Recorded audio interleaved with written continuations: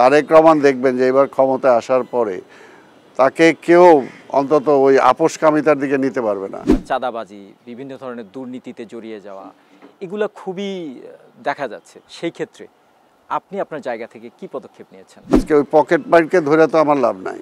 আজকে হাজার হাজার কোটি টাকা যারা লোপাট করে ফেলতেছে, জিরো টলারেন্স থাকবে তারেক রহমানের এই ব্যাপারে। দল বা দলের বাইরে কারো প্রতি তার কোনো সমবেদনা থাকবে না। বিএনপিতে নতুন কেউ যদি আসতে চায়, আপনারা কি তাদেরকে টেনে তুলতে পারবেন কিনা?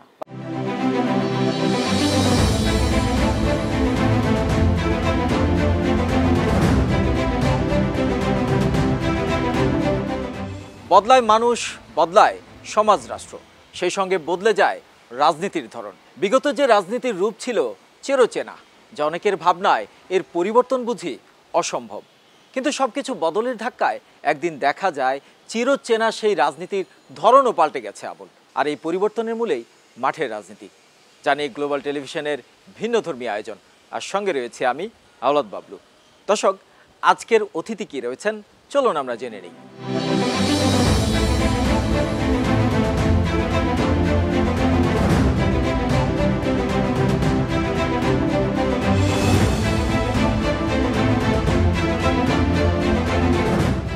দর্শক, নিশ্চয়ই আপনারা স্ক্রিনে এতক্ষণ দেখলেন আমরা আসলে আজকের আয়োজনের অতিথি কাকে নিয়ে কথা বলতে যাচ্ছি। বিএনপি চেয়ারপারসনের উপদেষ্টা আব্দুস সালাম। সুতরাং কথা না বাড়িয়ে আমরা সরাসরি চলে যাচ্ছি আমাদের আলোচনায়। সালাম ভাই, কেমন আছেন? ইনশাআল্লাহ, আল্লাহ ভালো রাখছে। আমাদের আজকের আয়োজনে আপনাকে অতিথি হিসেবে পেয়ে আমরা খুবই আনন্দ বোধ করছি। আমরা প্রথমেই জানতে চাই, আপনার বেড়ে ওঠা এক কথায় ঢাকাতেই, এবং আপনি একটা সচ্ছল পরিবার থেকেই বেড়ে উঠেছেন। তো আপনি চাইলে ডাক্তার হতে পারতেন, ইঞ্জিনিয়ার হতে পারতেন, বা অন্য কোনো পেশায় যেতে পারতেন।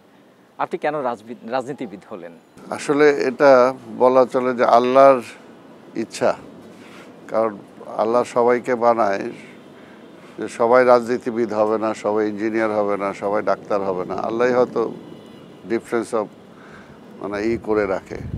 আমারটা হয়তো ওই কারণেই। আপনি যেহেতু রাজনীতি করেন, এটা নিশ্চয়ই একটা প্যাশনের জায়গা আপনার, এটা তো পরিষ্কার। একটা বিষয় হচ্ছে, মানুষ যখন কোনো প্যাশনে ঢুকে যায়, যে সে আসলে ভিতর থেকে লালন করে, সেটার একটা আদর্শ থাকে। সেই আদর্শ কি আপনার পরিবারে কিনা? আমরা যতদূর জানি যে আপনার বাবাও একজন সমাজসেবক হিসেবে বা জনসেবায় কাজ করতেন। তাকে কি দেখে আপনি কখনো অনুপ্রাণিত হয়েছেন কিনা?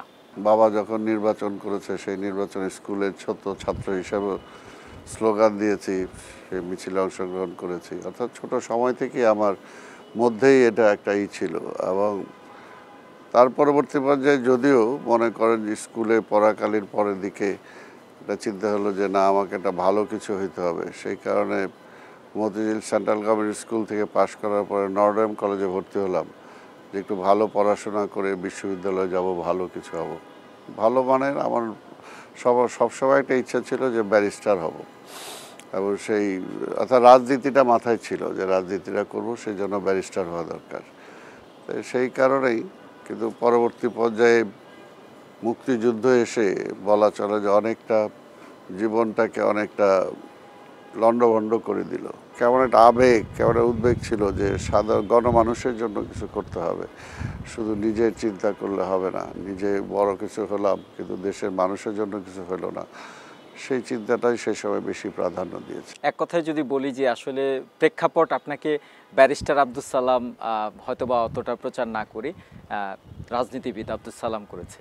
বিষয়টি কি এরকম কিনা? হ্যাঁ, অনেকটা তাই। আমার সবচেয়ে বড় একটা না পাওয়ারই ছিল যে আমার মা।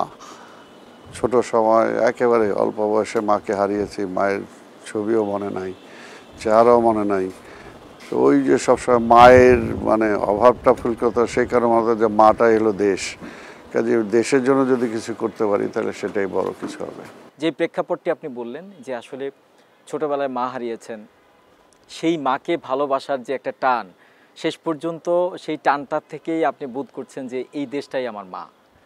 তো এই যে যারা এখন রাজনীতিতে ঢোকার চেষ্টা করছে, আসছে, তাদের প্রতি আপনার মেসেজ কি? এই বোধটা তাদের জন্য কতটা জরুরি?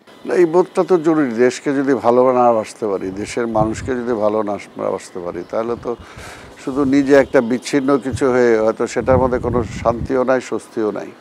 যারা অগাধ টাকার মালিক হয়েছে, বিশাল বিশাল ডিগ্রি এনেছে, কিন্তু যাদের দেশের প্রতি কোনো অবদান নাই, দেশের প্রতি কোনো ভূমিকা নাই, দেশের মানুষ যাদেরকে চিনে না, জানে না, তো এই জন্মের কী মূল্য আছে?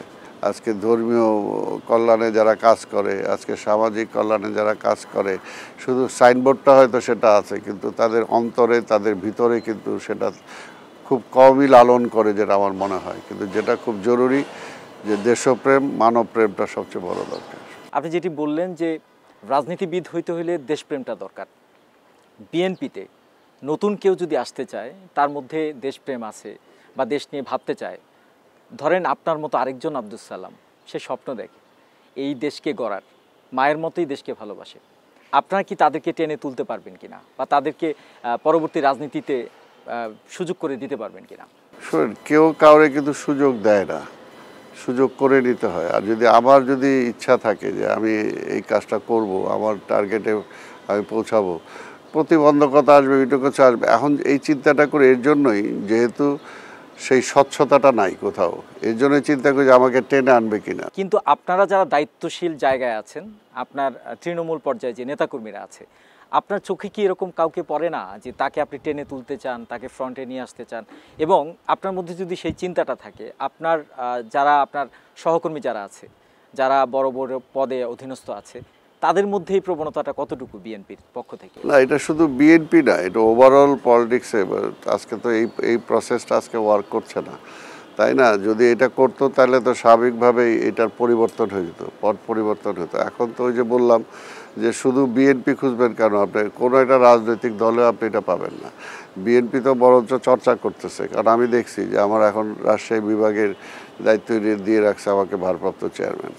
সেখানে সম্মেলন, উনি পুরো পরিষ্কার নির্দেশ যে প্রত্যেকটা জায়গায় সম্মেলন হতে হবে এবং ভোটের মাধ্যমে লিডারশিপ বের হয়ে আসতে হবে। আপনারা যখন মেধাভিত্তিক রাজনীতিকে মূল্যায়ন করে তাকে দায়িত্ব দিবেন, সেটি আসলে কতটা পালন করতে পারলো এবং মানুষের মধ্যে কতটা অ্যাওয়ার্ড তৈরি করতে পারলো, সেটা অনেক পরের প্রসেস। কিন্তু আমি বলতেছি যে নতুন রাজনীতির ক্ষেত্রে একজন মেধাভিত্তিক নেতা বা মেধাভিত্তিক একজন প্রতিনিধি নির্বাচনের ক্ষেত্রে আপনাদের প্রসিডিউরটা কি? শোনেন, আপনি যদি খেলার মাঠে দেখেন যে ফুটবল 11 জন খেলে, তো 11 জন আপনার চয়েস মতো আপনি নামায় দিলেন 2 জন, কিন্তু ফিল্ডে যাওয়ার পরে দেখা যাইতেছে সে পারছে না, তখন তো তাকে রিপ্লেস করতে হয়। রিপ্লেস করে যে নামে, সে যদি তার মধ্যে সেই যোগ্যতা থাকে, তাহলে কিন্তু সে ঠিকই পরবর্তী ম্যাচে আর তাকে সাইড লাইনে বসে থাকতে হয় না। আমি এটাই বলতেছি যে একটা অনেককে দেখবে যে অনেক প্রতিভা আছে, অনেক কিছু আছে, বিভিন্ন কারণে হয়তো সে ছিটকে গেল, কিন্তু ছিটকে গেলেও তাকে ওইটা নিয়ে একেবারে করতে হবে, বিদ্রোহ বা অন্য কিছু করে, এটা প্রসেসটাকে আমাকে ফলো করতে হবে, মানতে হবে। এটাও একটা শিক্ষা। প্রত্যেকটা দলের মধ্যেই আমরা দেখতে পাচ্ছি যে চাঁদাবাজি, বিভিন্ন ধরনের দুর্নীতিতে জড়িয়ে যাওয়া, এগুলো খুবই দেখা যাচ্ছে। পত্রিকা প্রতিদিন খুললেই কিন্তু সেটি আমরা দেখতে পাচ্ছি। আপনার দলের নেতাকর্মীদের এগেনস্টে যদি এ ধরনের অভিযোগ আসে, সেই ক্ষেত্রে আপনি আপনার জায়গা থেকে কি পদক্ষেপ নিয়েছেন? পদক্ষেপ তো অলরেডি নিচ্ছেই, দল দিচ্ছে। এবং আপনাকে একটা জিনিস আমি বলতে চাই, বাংলাদেশের মানুষ যখনই এরকম একটা ক্রাইসিস আসে, ক্রাইসিস আসার পরে তারা জিয়া রহমানকে খুঁজে। আজকে ওই পকেট মারকে ধরে তো আমার লাভ নাই। আজকে হাজার হাজার কোটি টাকা যারা লোপাট করে ফেলতেছে, আবার বাংলাদেশ ব্যাংকের বোল্টের থেকে মানে সোনা গায়েব হয়ে যাচ্ছে। অর্থাৎ এইগুলোকে যদি আমি বন্ধ করতে পারি, তাহলে তো বাংলাদেশের অর্থের কোনো সমস্যা নাই। তো সেটা জন্য দুর্নীতি বন্ধ করতে হবে, চাঁদাবাজি বন্ধ করতে হবে। সেগুলো করার জন্য জিয়া রহমান কিন্তু নিজের দলের লোকজনরাও ছাড় দেননি। এই জন্য আপনাদেরকে আমি বলতে পারি যে জিয়া রহমানের সন্তান তারেক রহমান, খালেদা জিয়ার সন্তান তারেক রহমান। তারেক রহমান দেখবেন যে এবার ক্ষমতায় আসার পরে তাকে কেউ অন্তত ওই আপোষকামিতার দিকে নিতে পারবে না। যেহেতু দল ক্ষমতায় নাই, সেই কারণে তো সে তো আর তাদেরকে জেলে ঢুকাইতে পারবে না, তারা পানিশমেন্ট দিতে পারবে না। তো সেই কারণে দেখবেন যে জিয়া রহমানের সন্তান হিসাবে তারেক রহমান আরেকটা জিয়া রহমানের প্রতিচ্ছবি হিসেবে বাংলাদেশে আসবে এবং বাংলাদেশের পরিবর্তন হবে, ইনশাল্লাহ পরিবর্তন হবে। আমরা পরিবর্তনের স্বপ্ন দেখি, কিন্তু এখানে একটি প্রশ্ন আছে, সেটি হচ্ছে বিএনপির যত নেতাকর্মী আছে, সেন্ট্রাল থেকে একেবারে তৃণমূল পর্যন্ত, প্রত্যেকের অ্যাক্টিভিটিস সব মিলিয়ে কিন্তু তারেক রহমান। তো উনি যেভাবে বাংলাদেশকে নিয়ে স্বপ্ন দেখছে, বাংলাদেশকে গড়ার পরিবর্তনের স্বপ্ন দেখছে, সেই জায়গায় যদি বিএনপির অন্য নেতাকর্মীদের চিন্তা ভাবনার যদি ফারাক থেকে যায়, দূরত্ব থেকে যায়, সেই ক্ষেত্রে তো ওনার জন্য এই স্বপ্ন বাস্তবায়ন অনেক কঠিন হবে। জিরো টলারেন্স থাকবে তারেক রহমানের এই ব্যাপারে। দল বা দলের বাইরে কারো প্রতি তার কোনো সমবেদনা থাকবে না। এবং এবার আমি বিশ্বাস করি এবার যখন দেখবেন এই পার্লামেন্ট নির্বাচনেও যায় দেখবেন যে এটার অনেকটা ছবি দেখতে পারবেন আপনারা। যারা বিভিন্ন ধরনের চাঁদাবাজিতে সম্পৃক্ত হচ্ছে, আপনি তাকে আজকে এইখান থেকে একটা দল থেকে মানে একটা পদ থেকে তাকে বহিষ্কার করছেন, সে 7 দিন 8 দিন বা 10-15 দিন পরে বা যখনই আলোচনাটা থেমে যায় তখন সে অন্য কোনো দলে অন্য কোনো রূপে আবার বিএনপিতে যুক্ত হচ্ছে। এটি সত্যি কিনা? না, এটা সত্যি না। রাষ্ট্র ক্ষমতায় তো আর বিএনপি নাই। যদি রাষ্ট্র ক্ষমতায় থাকতো একদিক দিয়ে আমি সাংগঠনিক ব্যবস্থা নিলাম, আরেক দিক দিয়ে আইনের ব্যবস্থা নিলাম। যে কারণে আমরা সরকারকে বলছি যে সরকারকে এমনও বলা হয়েছে যে আমি ওরে বহিষ্কার করছি, তুমি তার আইনের আওতায় নাও। সরকার তো নিচ্ছে না। তাহলে কি আমরা এটা বলতে পারি যে বিএনপি যদি রাষ্ট্র ক্ষমতায় আসে শুধু সাংগঠনিক ব্যবস্থা না, আইনগত ব্যবস্থা? 100%, 100, তাছাড়া তো হবে না। আপনার মনে করেন আমার পরিবারের একটা সন্তান যদি ডিরেল হয়ে যায়, তাহলে আমি যদি তাকে সংশোধন না করি, তাহলে তো আমি আরেকটা পরিবারের ছেলেকে বলবো কীভাবে? এবং এইটাই দেখবেন তারেক রহমান ওই ভূমিকাই দেখবেন, যেটা আমি বারবার বলতেছি। দর্শক, এতক্ষণ শুনলেন বিএনপির ভারপ্রাপ্ত চেয়ারম্যান আব্দুস সালাম তার রাজনীতিতে বেড়ে ওঠা এবং একজন আদর্শ রাজনীতিবিদ হতে হলে যারা আসলে নতুন রাজনীতিতে আসতে চান তাদের আসলে কী কী করণীয়। যদিও আমাদের খুব অল্প সময়ের মধ্যে এই বিষয়টা তুলে ধরা খুবই অসম্ভব, তারপরও আমরা চেষ্টা করেছি। এরপরেও যদি আপনাদের কিছু জানবার থাকে, আমাদের অতিথিকে কোনো প্রশ্ন করার থাকে, কমেন্ট বক্সে জানাবেন। আমরা আমাদের পরবর্তী আয়োজনে আবার তাকে অতিথি হিসেবে নিব, আমরা সেটি আপনাদেরকে জানানোর চেষ্টা করব। সুতরাং দর্শক, আমরা চলে যাচ্ছি আমাদের সর্বশেষ সেগমেন্ট উত্তর চাই 30 সেকেন্ডে। প্রত্যেকটা প্রশ্নের জন্য আপনি 30 সেকেন্ড করে সময় পাবেন। আমি সুতরাং কালক্ষেপণ না করে আমি প্রথম প্রশ্নে যাচ্ছি। আব্দুস সালাম কি ভালো একজন রাজনীতিবিদ নাকি মানুষের সেবক? জনগণ ঠিক করবে আমি কি। তবে আমি অন্তত নিজে থেকে নিজে মনে করি যে রাজনীতি তো জনগণের সেবা করার জন্যই রাজনীতি। আমি চলে যাচ্ছি আমাদের দ্বিতীয় প্রশ্নে। বিগত শাসনামলের একটি স্মরণীয় দিন কি? এরকম বহুদিন আছে, এখন কোনটাকে বাদ দিয়ে কোনটা বলবো। সবচেয়ে বড় ছিল যেটা এক সময় যে যখন পার্টি অফিসের সামনে সমাবেশ ছিল এবং সমাবেশে সেদিন কেন জানি আমার মনে হচ্ছিল যে যা হয় হবে, আমি স্টেজ থেকে নামবো না। যখন চতুর্দিক থেকে গুলি হচ্ছে, সাউন্ড গ্রেনেড হচ্ছে, একদম আমি দাঁড়িয়ে আছি স্টেজে একেবারে শেষ মুহূর্তে, তখন আমার আরেক কর্মী বলা চলে অনেকটা টেনেই আমাকে নিয়ে গেল। ওই সময় আমি গুলিবিদ্ধ হলাম এবং গুলিবিদ্ধ হওয়ার পরে তখন দেখলাম যে অনেকেই গুলিবিদ্ধ, অফিসে সবাই ঢোকার জন্য চেষ্টা করতেছে, অনেকে পারতেছে না, চেঁচামেচি করতেছে। এবং সেই অবস্থায় আমি যে সেই সময়টা আমার জন্য অবশ্যই গুরুত্বপূর্ণ এবং সেটা মনে রাখার মতো। যদিও আপনার এই প্রশ্নের উত্তরটি নিতে আমাদের আরও সময় দরকার ছিল, আমরা দুঃখিত আমরা সময় দিতে পারছি না। আমরা চলে যাচ্ছি পরবর্তী প্রশ্নে। বলা হলো আব্দুস সালামকে রাজনীতি থেকে অবসর, কি করবে? রাজনীতি থেকে অবসর নেব তখনই যখন কাফন পরে কবরে যাব। এবার আমরা আমাদের চতুর্থ যে প্রশ্ন সেটিতে যেতে চাই। কি বলতে চান দর্শকদের? গ্লোবাল টিভির দর্শক যারা আছেন তাদেরকে আমি শুভেচ্ছা জানাই এবং আমি আশা করি যে গ্লোবাল টিভির সমাজের মানুষের এবং বিশেষ করে খেটে খাওয়া মানুষের, সাধারণ মানুষের পক্ষে কথা বলবে, গণতন্ত্রকামী মানুষের পক্ষে কথা বলবে। এই বিদেশের সমাজ বিনির্মাণের জন্য যে দরকারটা আজকে সবচেয়ে বেশি দরকার, যে আমাদের একটা সারা দেশে নিজের থেকে হোক, সামাজিকভাবে হোক, দলগতভাবে হোক, আমাদের একটা কালচারাল রেভলিউশন দরকার। সর্বশেষ কোশ্চেন জানতে চাই যে আমরা আপনাকে আসলে কতটা বিরক্ত করতে পেরেছি, পাশাপাশি আজকের আমাদের এই আয়োজন নিয়ে কি বলবেন?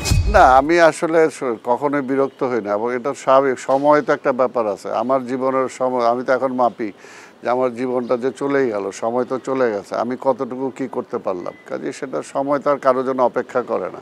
কাজে আমার জন্য যতটুকু নির্ধারিত সময় আছে তার বেশি তো আর আপনি আমাকে দিতে পারবেন না, আল্লাহই দেয় নেই। আমাদের ভিন্নধর্মী আয়োজন এই মাঠের রাজনীতি, মানে কেমন ছিল আয়োজনটা? কেমন কি ভালো, এবং এটা তো আমি মনে করি যে এটা আসলে আরও যত বেশি আপনারা করতে পারবেন এবং রাজনীতিবিদ বা সমাজে যারা প্রতিষ্ঠিত লোকজন তাদেরকে যদি বিবেকের মধ্যে একটু অন্তত খোঁচা দিয়ে তাদের বিবেকটাকে জাগ্রত করা যায়। দর্শক, আপনারা এতক্ষণ শুনলেন যে আসলে আমাদের আজকের আয়োজন বিএনপি চেয়ারপারসনের উপদেষ্টা আব্দুল সালাম যেমনটি বললেন যে আমাদের এই মাঠের রাজনীতির মাধ্যমে যেন আসলে সমাজে যারা শিক্ষিত সচেতন যারা রয়েছেন প্রত্যেকের মাধ্যমে যেন আমরা প্রত্যেকের মধ্যে যেন একটা বিবেকের নাড়া দিতে পারি, সেই নাড়ার মাধ্যমে যেন আমরা এই সমাজে এই রাষ্ট্রে একটা পরিবর্তন আনতে পারি, সেই লক্ষ্যে যেন মাঠের রাজনীতি কাজ করে তিনি তেমনটি দাবি করলেন। তো দর্শক, আমরা পরবর্তী আয়োজনে চেষ্টা করব এমন কোনো অতিথি রাখতে। সে পর্যন্ত আমাদের সঙ্গেই থাকুন, সাথেই থাকুন।